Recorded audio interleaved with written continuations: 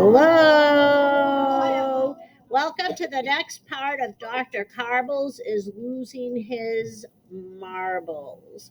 This is chapter 3, Meet the New Boss. What? Mr. Klutz was fired? It couldn't be true. We were all shocked.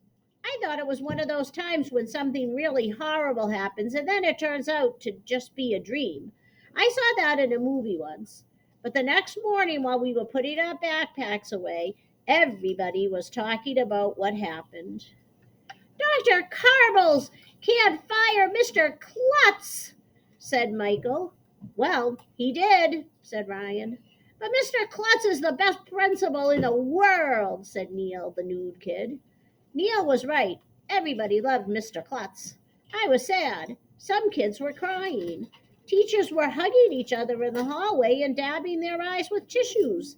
It was like Mr. Klutz had died. After we pledged the allegiance, our teacher, Miss Daisy, said we should remember the good times we had with Mr. Klutz. Remember when he got his foot caught at the top of the flagpole and was hanging upside down? Said Ryan. Remember when he dressed like Santa in the holiday pageant and he was hanging upside down from his sleigh? Said Michael. Once I got called to his office and he was hanging upside down from the ceiling, I told everybody. Mr. Klutz sure hangs upside down a lot, said Emily, who is a big crybaby. It was hard to concentrate on reading and math that morning. We were all thinking about the good old days with Mr. Klutz. When it was time to go to the vomitorium for lunch, we were still talking about him. They'll have to get us a new principal, said Andrea, who was sitting with her annoying girlfriends at the next table. Who do you think it will be? Asked Ryan. I hope he's nice, said Emily, who always hopes everybody will be nice. How do you know it will be a he? Said Andrea. Maybe the principal will be a lady. Maybe one of the teachers will become principal, Michael said, like Dr. Docker or Miss Hannah. Being principal is an important job, said Neil, the new kid. There's lots to do, like yell at kids and boss around teachers. And dress up in weird costumes and marry turkeys, I added. It will be hard to find someone who can fill Mr. Klutz's shoes, said Andrea. Who cares about filling his shoes? I said. We just need a new principal. What would they fill his shoes with anyway? It's just an expression, dumbhead, Andrea said. So is your face, I told her. We didn't have to wait long to find out who the new principal would be. At the end of the day, we had to go to the all-purpose room again. Once everybody was seated, a lady got up on stage. She told us her name was Mrs. Haney and that she was the superintendent of all the schools in the county. Wow! And we thought Dr. Carbles was important. If Dr. Carbles is like the king of the world, then Mrs. Haney is like the queen of the universe. I bet she can fly and see through walls, I whispered to Michael. That's why she's superintendent. Mrs. Haney said she knew we were sad about Mr. Klutz and told us not to worry. Nothing would change now that he was gone. I'd like to introduce you to your new principal, she announced. And you'll never believe in 1,100,000 years who walked out on the stage. I'm not going to tell you. Okay, I'll tell you. And you don't even have to read the next chapter. It was Dr. Carbles. Chapter 4.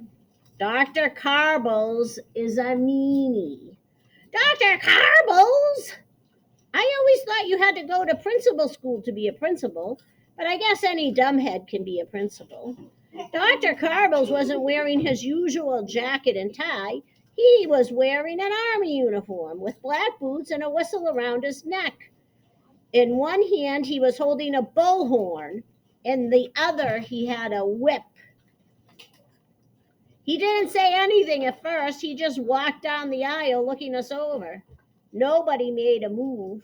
Nobody made a sound. It was so quiet you could hear a pin drop. We were all afraid of Dr. Carbles. He had a scowl on his face. Even Miss Daisy looked scared. Finally, Dr. Carbles put the bullhorn to his mouth. Attention! Dr. Carbles hollered, and we all straightened up in our seats. This school is pathetic. You are unruly. You are undisciplined. You are totally disrespectful. I won't stand for it. He was really mad. You don't go to school to have fun, he shouted. You go to school to learn so you can get into college and have a productive life. But I'm only in first grade, said one of the first graders. Then she started to cry. Silence!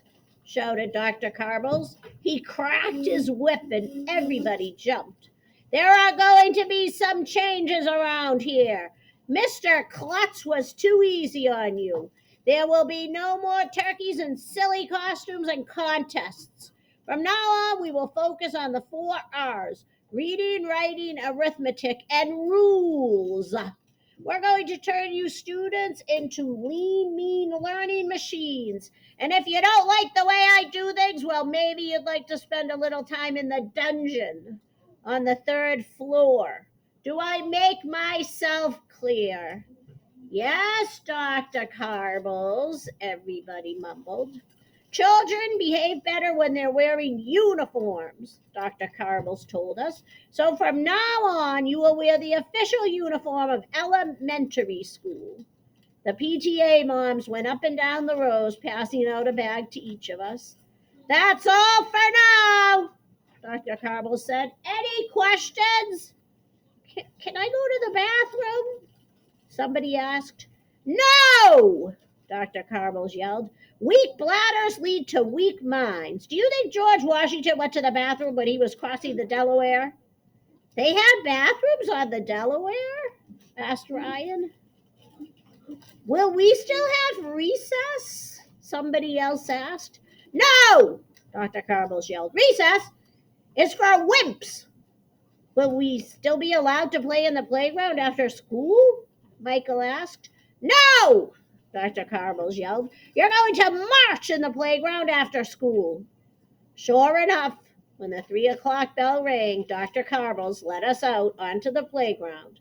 We had to form a line with the 5th graders at the front and the kindergarten trolls at the back. Left, right, Dr. Carbles yelled as we marched. Stop lagging behind kindergarteners! Dr. Carbles had us march around the playground 1,100,000 times. I thought I was going to die. And we're going to stop at the end of this chapter.